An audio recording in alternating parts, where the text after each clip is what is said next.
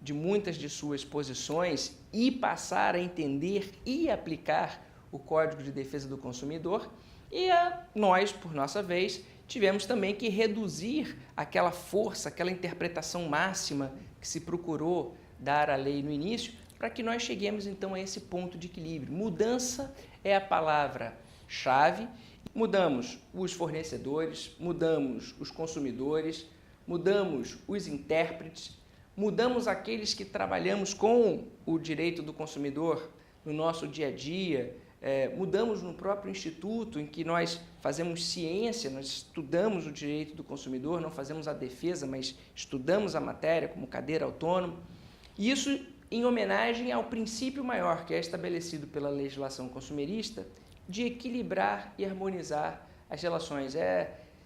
Seria inimaginável há 18 anos atrás colocar em uma mesa de negociação representantes, por exemplo, das instituições financeiras, representantes de consumidores e chegarmos a consenso. É verdade. Hoje isso é uma frequência. Eu tenho a impressão, Roberto, que no alvorecer de tudo isso, dessa grande mudança, eles que eu me refiro são as grandes empresas, né? Eles nem imaginaram que isso pudesse acontecer, na verdade. Não acreditaram que isso pudesse acontecer. Era inimaginável. Era inimaginável, uma coisa incrível, né? Mas isso leva a uma outra questão, uma outra questão que as pessoas reclamam, etc. Qual é a tua impressão sobre isso que se convencionou chamar hoje a indústria da indenização? Qual é a tua visão disso aí? Porque aí não há parâmetro, não é? Então, como é que você lida com esse tema? A gente precisa entender que quando se pensa em direito do consumidor, a dimensão coletiva que isso assume é imensa. Imagine que nós vamos falar de planos de saúde, são 40 milhões de usuários do sistema. Se nós formos falar de telefonia, são mais de 60 milhões de usuários do sistema. Clientes bancários, mais de 50 milhões de usuários do sistema. Então, um dano que ocorra a um consumidor nesses macro sistemas de consumo são danos que vão gerar milhares e milhões de lesões e poderiam gerar o mesmo número de demandas. Então, esse é um aspecto que temos que considerar. Não é o número de ações que impressiona, porque são milhares e milhões de consumidores integrando diversos sistemas jurídicos e diversos sistemas de consumo diferentes.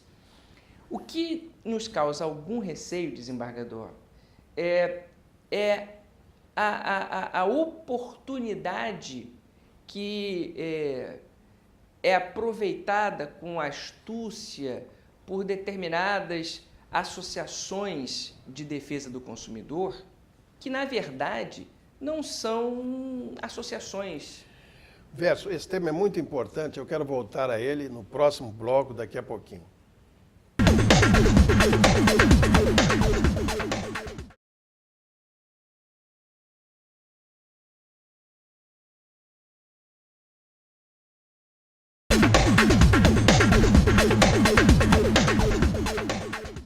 Muito bem, estamos de volta, programa Justiça Sem Fronteiras, entrevistando o juiz Verson Rego, titular da 18ª Vara Civil.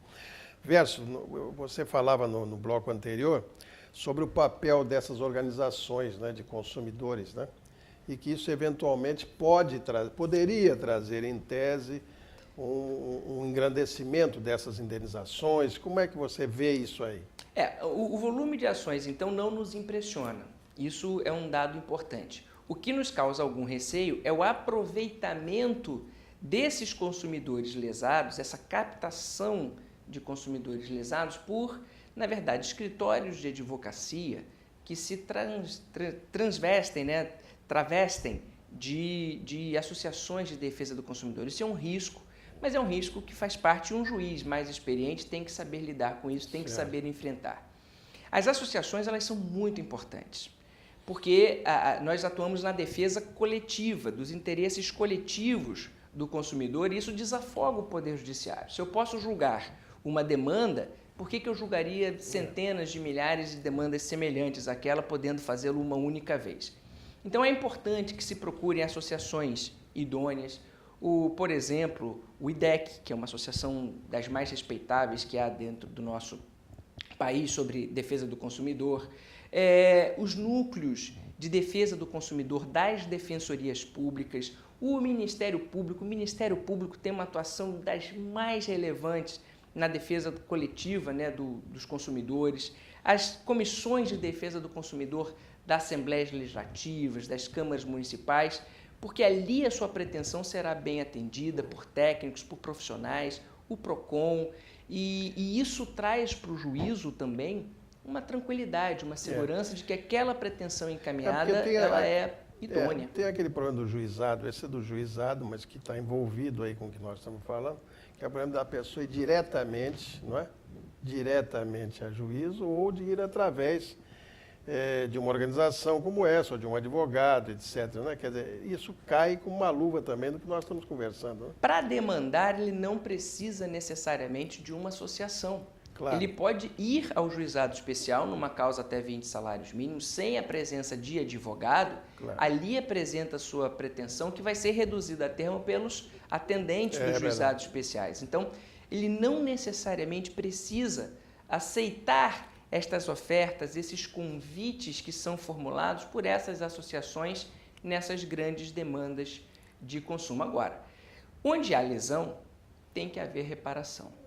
E o dano moral, ele tem esse aspecto de efetivamente prevenir o acidente de consumo, de prevenir a lesão ao consumidor, na medida em que ele cumpriria um importante papel pedagógico. Eu sou daqueles que defende que a indenização, a verba compensatória do dano moral, ela tem que ser suficientemente alta para punir o ofensor. Acabar com essa história de que a indenização não pode enriquecer a vítima, porque enquanto a gente pensa em não enriquecer a vítima, a gente esquece de punir o ofensor. Então, ela tem que cumprir o papel de punir aquele que viola o ordenamento jurídico, aquele que pratica um ato ilícito.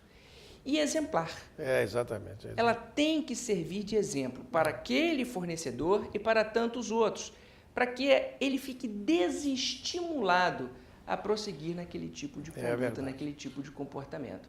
Uma outra questão que eu acho importante, há determinados danos no mercado de consumo que já não são mais danos ao consumidor. São condutas renitentes, recalcitrantes de fornecedores, apesar da manifestação da justiça naquele sentido. Quantas decisões nós, magistrados, já proferimos dizendo que dá o determinado comportamento do fornecedor A, B ou C, não vou citar nomes aqui, aquela conduta é ilegal, aquela conduta é ilícita. E damos lá um dano moral de 6 mil, 8 mil reais. Ela parou? Não parou. Então já tem áreas de desrespeito ao poder constituído. É desrespeito às decisões judiciais. As decisões judiciais não operam aquela eficácia de reprimir aquele tipo de comportamento. Então, até em homenagem, não só ao direito do consumidor, à defesa do consumidor, mas à defesa da eficácia dos pronunciamentos judiciais, esse dano ele precisa cumprir essa função pedagógica. Essa exemplaridade realmente é muito importante, né? Agora, isso traz à baila um outro problema, não é, Verso? Que é o seguinte, a justiça é estadual, quer dizer, o âmbito da sua aplicação, tá? É o âmbito do Estado. Mas as questões são nacionais, né? Essas questões de consumo... Não tem fronteira. Não tem fronteiras, né? Como é que está se tratando disso agora? Quer dizer, como é que a repercussão, vamos dizer, dessa atitude do Poder Judiciário em relação a essas questões supra-estatais, vamos dizer assim? A jurisprudência, ela caminha sempre da maneira mais sábia e mais prática. Efetivamente, uma decisão proferida por um juiz de direito em uma ação coletiva nessas demandas que versam sobre o direito do consumidor, ela deveria produzir eficácia erga omnes ultra partes e em todo o território nacional. Essa é uma questão muito atual, não é? Bastante atual, inclusive já com projetos de mudança da Lei da Ação Civil Pública, coordenado aí pela professora Ada Pellegrini Grinover, uma processualista das melhores que nós temos no país. Então já se estuda essas mudanças. O que se coloca basicamente é que a eficácia das decisões ela deve estar circunscrita, ela deve ser restrita à área da competência jurisdicional, né, da jurisdição do magistrado que a proferiu. Então, uma decisão proferida por um juiz estadual só poderia produzir eficácia dentro do território daquele estado, e já uma decisão de um juiz federal no âmbito maior. Um sustenta que no âmbito da região judiciária federal. E nós sempre trabalhamos a ideia da amplitude máxima. Esse projeto da Lei de Ação Civil Pública também mexe um pouco com essa questão, ainda está na área de projeto, vamos ver como é que vai ficar, mas a tendência é que seria razoável se estipular um juiz natural para essas demandas coletivas de repercussão natural. Nada mais justo que esse juiz natural ficasse na sede da capital da República, que seria no Distrito Federal, em Brasília, e para ali fossem direcionadas todas essas ações Muito coletivas bem. Com eficácia ou repercussão Muito nacional. Bem. Estamos chegando ao final. Eu quero agradecer a presença entre nós do Dr. Verson Rego, e dizer da nossa alegria em tê-lo aqui, colocar nossas câmeras sempre à sua disposição para o que for necessário. Será sempre uma grata satisfação recebê-lo. Muito obrigado, Verson. Eu que agradeço mais uma vez ao desembargador Carpena Amorim, parabenizando por essa iniciativa de sucesso, parabenizando pelo programa Justiça Sem Fronteiras, e dizer que para mim foi um privilégio, desembargador, poder estar aqui dividindo com o seu público esses momentos para falar sobre essa matéria que a mim é muito cara, que é o direito do consumidor. Muito obrigado pela oportunidade e espero voltar outras vezes. Que bom. Fale conosco, hein? www.justiçasemfronteiras.com.br. Justiça sem cedilha, hein? A propósito disso, o senhor Jorge Faria me faz uma pergunta bem simples, né? Diz ele assim: desembargador, o que é legislação infraconstitucional? Bem, meu querido, legislação infraconstitucional, o nome está dizendo que está abaixo da Constituição. Você sabe que o ordenamento jurídico ele é presidido pela lei constitucional. Tudo mais que se faz a partir daí é infraconstitucional, é uma legislação ordinária, é uma legislação complementar, enfim. Ok? O sábio não é o homem que fornece as verdadeiras respostas, é o que formula as verdadeiras perguntas. Levi Strauss. Até uma próxima vez, hein?